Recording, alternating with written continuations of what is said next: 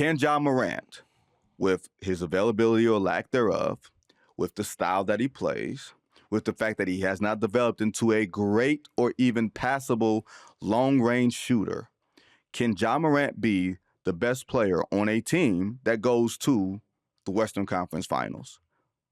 Today? Absolutely Yes. not. Absolutely not. And there's still too much baggage that comes along with him. There's still too much with his father getting kicked out of games as of this past season. Still too much of him having these on-court distractions. Whether you agree or disagree, they've become distractions. On top of the fact, the biggest issue, whether it's the injuries or suspensions, the dude misses too many games. Too many games. So as of today, no. Now, can he grow? Can he mature? Can he make him and the basketball the focal point at some point? Yes, absolutely. But as of today, no. No, Jared, he doesn't play more than 65 games in the season. If you play 65 games in the season, that's a good year, and that is the benchmark for how the NBA says you're eligible for the season awards. Right. If that's a good year for him, I don't know how we can look at anything and say at his age, at the attrition that's going to happen, let's say that there is a real life knee issue that's going to have to be dealt with in the future for him, considering the boundless way that he plays. And you may have to deal with that on the back end, like a Derrick Rose sort of thing. His knee just happened to explode in a way that we haven't seen Ja Morant's knee explode. I wonder if Memphis decides, you know what, we can't do this anymore, or we have to take a step back or a different type of step.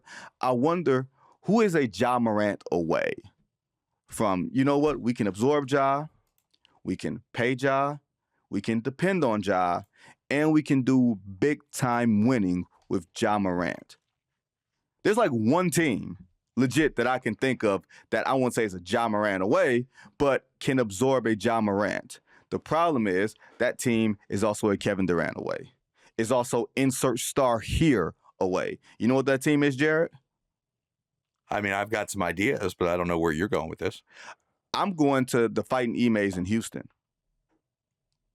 That's the only team that I could say, oh, you know what? They're a Ja Morant away because of their need for scoring. As a primary scorer, they need to find the primary scorer at the top of the key who can break down the defense. Ja can do that. I'm not saying that Memphis is shopping Ja.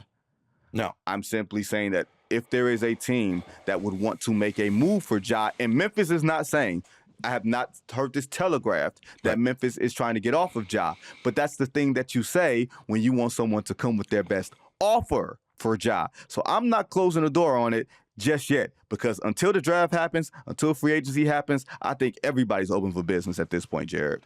Here's the time of the program where I wish your award-winning executive producer, Dakota, would pull a clip from you and I previewing the playoffs and talking about Houston and their first round series and some of the things that I said about Houston, which people gave me some flack about how I was concerned that if Houston had what they deemed to be a disappointing exit from the playoffs, that they would have an overreaction and have a need to bring in a superstar by way of trade. Rockets lose first round, that front office and ownership group will not help themselves from going out and doing their best to either get Kevin Durant or whoever else is available. Other names we're hearing could be available this summer. Zion Williamson, Ja Morant, Giannis Antetokounmpo, whoever it is, that Rockets front office will not help them, cannot help themselves from going out and being in the mix for a superstar this summer. And I think it's wrong. And I kept on getting on social media people saying to me, yeah, but no, they've gone on record saying that they don't want that. Yeah, well, how come we keep hearing the rumors of Kevin Durant and if Giannis is available that they'd be in that business? Because they feel like they're a star away. And this is, listen, Houston and Orlando are in two different places, but they're not all that dissimilar. Right. I think the culture aspect cannot be overlooked. What Ime Udoka did with virtually the same roster a year after it was an absolute dumpster fire in Houston needs to be recognized. And remember, Ime Udoka was the guy who they had the ability to go out and get James Harden, and it was reported widely that he's like, nah, I don't want that dude. For whatever reason, no, it didn't work for us, right? And so for me, I'm not saying that Houston doesn't need to go out and make tweaks. I'm not there saying that they don't need to go find things to complement their guys, but they've got an unbelievably young and talented team. Now, listen, we can have a debate about Jalen Green, and I'm honestly okay if they decide to go in a different direction. But Şengün, Amen Thompson, and then a plethora of other really good pieces, right? Yep. I would not go out and force feed a superstar in his mid to late 30s or a guy like Ja, who's all of a sudden going to come in and demand the basketball and the attention and be a risk for our culture to try and win now. I wouldn't do any of that. If I'm Houston, I understand they want to rush this. They want this process to happen, but they are a couple of years away with the growth of these young guys, with adding around the edges to being a team that is consistently contending for Western Conference championships. I would not in a million years bring in Ja Morant. And in fact, I wouldn't bring in Kevin Durant or Giannis Antetokounmpo into that mix either, because I think that what this team needs is growth. I think there's a big difference between bringing in Ja Morant or bringing in Kevin Durant and then bringing in Giannis.